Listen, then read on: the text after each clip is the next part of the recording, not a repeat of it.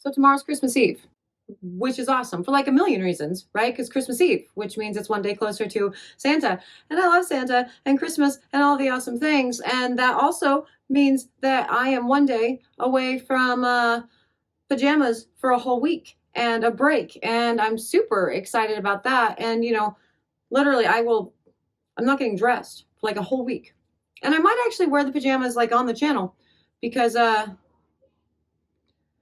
it's my break and it seems really silly to get dressed for one thing every day. So you might see pajama content from me, but that's not today because today is not Christmas Eve. Today is not my break, but we are so close. So before I tell you what we're doing today, hello, I am Mrs. Soap and Clay. Let's make stuff.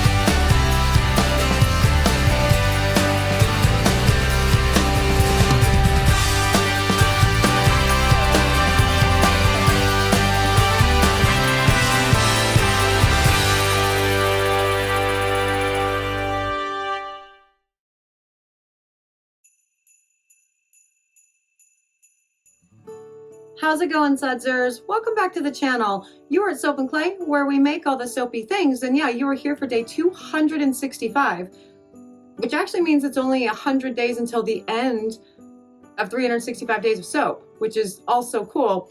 But today we are master batching oils. Now, the reason we are master batching oils today is because I get lots of questions about this all of the time in a lot of different ways. People ask me, do you measure out your oils for every batch? No. Do you do blah, blah, blah? No, I mean, I legitimately do measure out my oils for every batch, obviously, but I usually tend to do them in master batch form. Now, at any given time in the shop, I have, 5 or 6 up to 10 giant 50-pound buckets of oils that have been master batched, and they are ready to just be like, shaken and poured to make soap, which is cool.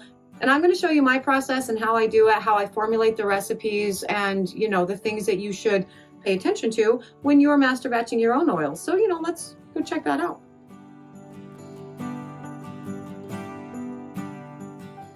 So I am using my current Big Bubble blend for purposes of this video today, and my Big Bubble blend actually changes based on what we have in stock, really, and the season also changes, and also my mood. Sometimes I use palm, sometimes I use babasu, sometimes I put shea in it, sometimes I do not.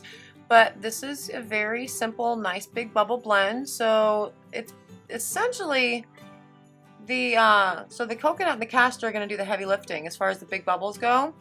And the castor, it creates a really cool, like, sustainable lather, kind of holds up on its own. I'm actually using castor at a much lower rate than I usually do for my Big Bubble because I'm running low on castor oil, and that's really the only reason. Usually I will do between 5 and 8% with castor oil, and then just sort of fiddle with the palm and the canola or olive. I'm also using canola in this batch because I'm also running low on olive. So canola is a very nice substitute for olive oil if you are running low on olive.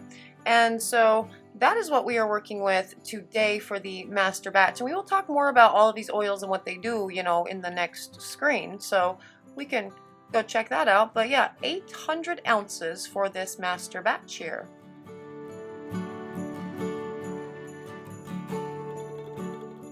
Now, the reason I'm using a batch that's at 800 ounces, right, is because 800 ounces is 50 pounds, and that fits into my, bucket that I got once upon a time from some company that I use for, master batching now. And, yeah, so with this, again, I just calculate everything based on percentages. And so you just take your, 800 ounces times 33%, and that gives you how much coconut oil you need and how much palm, all the things. And see what I mean about running low on castor? Like, I'm going to cut the rest of it out where I'm literally sitting here for 3 minutes trying to get to that 24 ounce, and then I, did. So, cool. But, yeah, so with these oils, for my liquid oils, I do heat all of my oils up when I'm doing a master batch because I like really loosening those fatty acid chains and getting them all to, kind of hang out and meld together. And I don't know whether it's worth it or not, or whether it's necessary or not. I'm not sure. My brain goes, scientifically, this makes sense.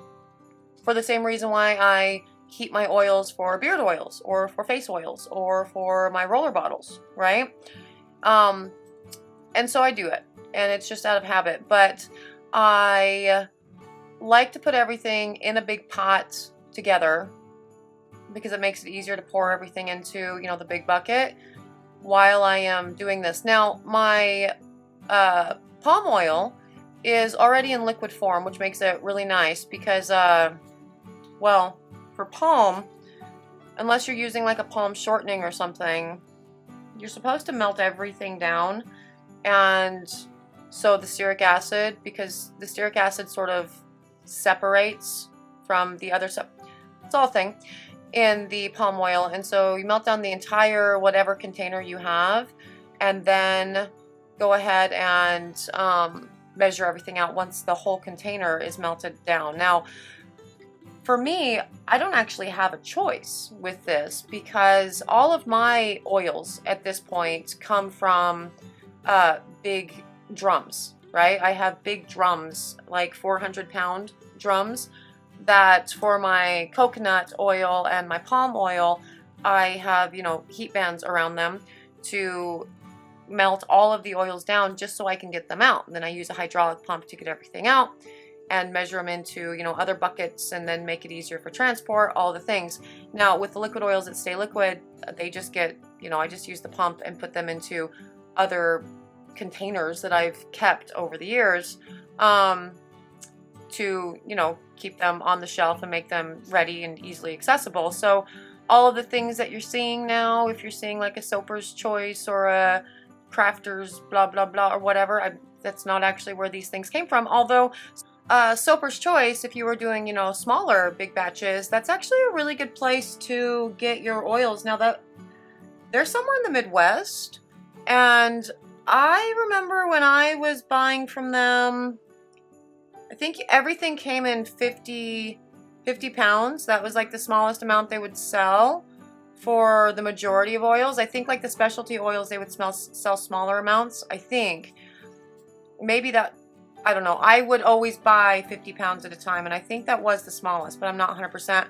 But even shipping all the way from the Midwest up to the Pacific Northwest, even with the shipping charge, which was not insignificant, it was something like an additional $1 a pound, it was still cheaper than any other place I ever got my oils before I started going into the 400, pound drum things. And so Soaper's Choice, it's good. Now, this is the worst part of all of it because my coconut oil, although I melted it down to put into smaller containers, it re-solidifies because I always have a crap ton of coconut oil. Usually I only melt down the palm and take it out when I'm ready to master batch, and so it stays liquid. But coconut oil is something that actually stays at the shop for a number of different things, and so it re-solidifies in the containers that I have it in, and whatever. So I have to melt that down again to incorporate it into all of the oils, and it's the messiest part of the whole thing, really, with the gloves and all of that. It's not a lot of fun. But yeah, so this is again, it's a very straightforward process. The hardest thing is going to be remembering how much you are measuring out at a time. And so I recommend grabbing a piece of paper and writing it down as you go, because if you overshoot your batch or whatever, you will, you'll mess up a whole lot of batches of soap as a result. So always triple check your measurements and make sure that they are on point. And yeah, then you're good. It's essentially just pouring into a big container, which we're gonna go, check out now. And, the rest of the process of master batching oils. Again, it's pretty straightforward. Just do your maths and work on your percentages and all the things, and yeah.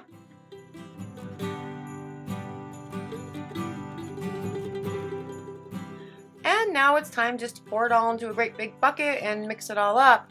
Now, again, this is a big bucket that holds 50 pounds of oil. And I don't like continuing to work from such a big bucket, especially since, the soap apprentices have to be able to pour off and do all the things. And so what I do after I add all of my oils to the bucket and I mix it up is I then pour it into smaller containers that, I've kept.